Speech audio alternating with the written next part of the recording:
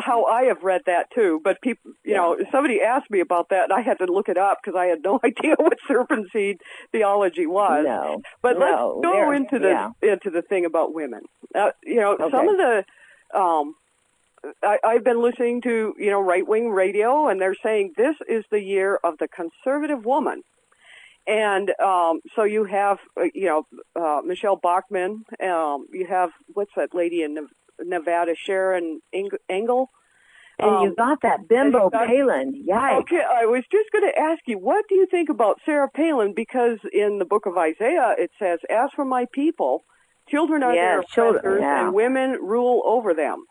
Well, mostly what Isaiah's, and while that's literally true, it's also meaning that these men, because it's mostly men that run this country, but they're effeminate sissies. They're little children. Children are their oppressors. They're like little spoiled brats. Have you watched them? Have you seen these men that are on Capitol Hill sitting around going, like they're like 2-year-olds. I don't know how they can even organize a trip to the bathroom, much less run a country. He says that that's part of the curse of God on this nation. He's going to make your leaders to be like drunks, staggering in their own vomit. That's what we've got for leaders in this country. But also, on the literal sense, we also have children that are the oppressors of this nation. This generation of children, it's the Jeremiah 13, 1-10 that ends with this. That's what he says, this evil people which will not, I'll just paraphrase because I don't remember exactly how those words are, but it is, they won't obey, they won't receive correction or instruction, and they're so stinking proud of their filth. He says, I'm going to make them to be just like this garment that you just dug up by the Euphrates, Jeremiah, good for absolutely nothing, profitable for nothing.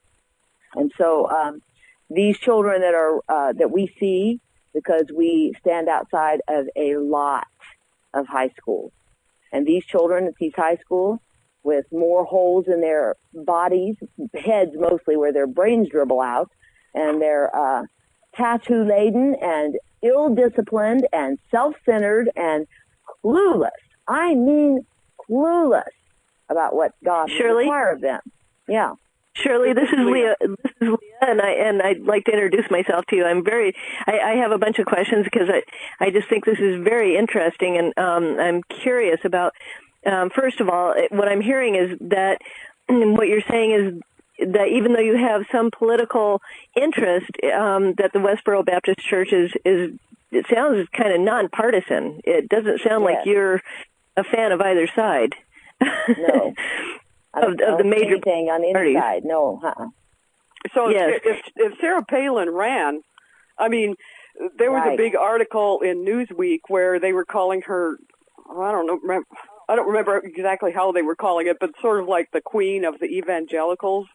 I mean, she's a bimbo, and she's already had her own Godsmack, and she ought to shut her mouth and go home and take care of that little guy that is her baby.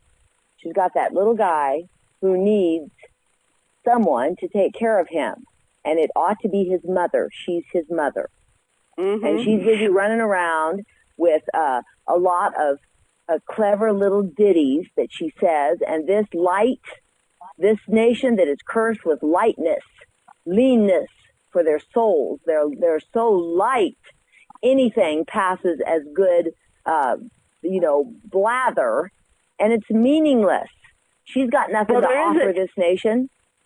You know, Shirley, there is like this desperateness that is blanketing not only this nation but many. But and so there are people who will reach out for any shred of hope, and without doing any kind of thinking or research on their own. And as Deborah said at the beginning of the show, one of the things that I absolutely have witnessed myself, and I'm 52 throughout the years, and is that people will willingly call themselves Christians, but they don't even know what that means. I would submit that the majority of those people have really literally not read the Bible front to back. You're right. You're absolutely right.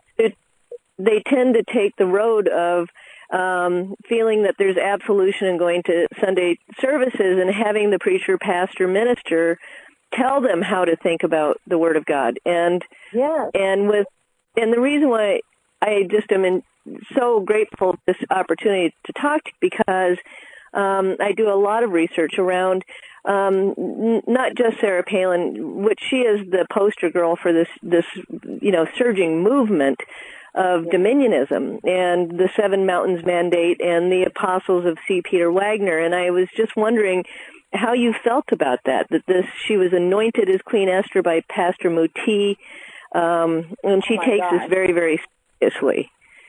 Yikes. Hon, here's what I think about it.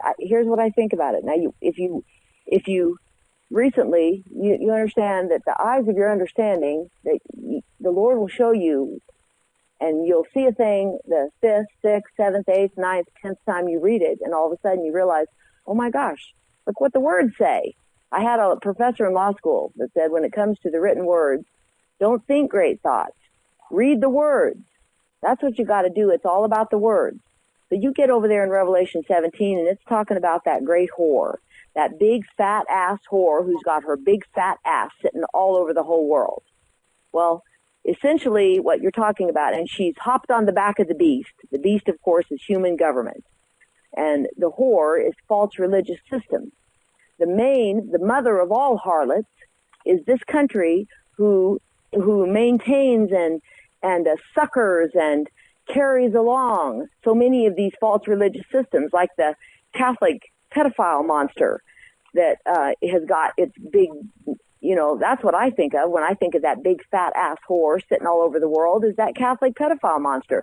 But that's not the only one. But you get down to the end of that chapter, and it's amazing because, and you see it already building up when you've got everywhere you look now, priest rape children is all over the landscape in every country.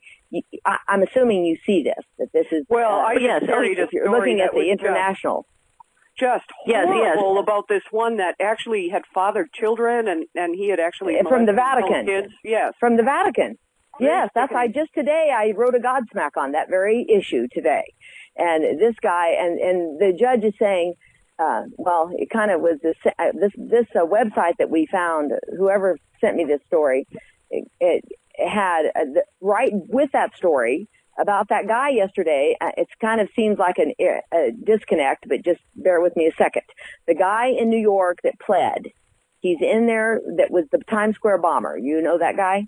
Yeah. All right. So so the judge is saying, and he's saying, look, there's going to be a horde of bombers coming onto this nation and killing people and children. And the judge goes, why the children? And then, right next to that story is this story about this Vatican guy raping his children. Why the children? Why the children? Why indeed? Yeah, there's an answer to that. You taught these children that God is a liar. God says, you look at Hosea 9 and many places where this issue is addressed. First of all, under the law of Moses, if you took your children through those false religious systems, because God says they knew nothing. They started with a blank slate. You teach them. Deuteronomy 6, the first few verses, every day, in every way, with everything that you do and say, what the Lord their God requires of them. Because those children are going to grow up, and they're going to teach their children, and so on. But the point is, you taught them God was a liar. You taught them, this nation has taught their children that the standards of God are on the table for disposal if they're will. And that's what Sarah Palin has done. And then they make all these excuses.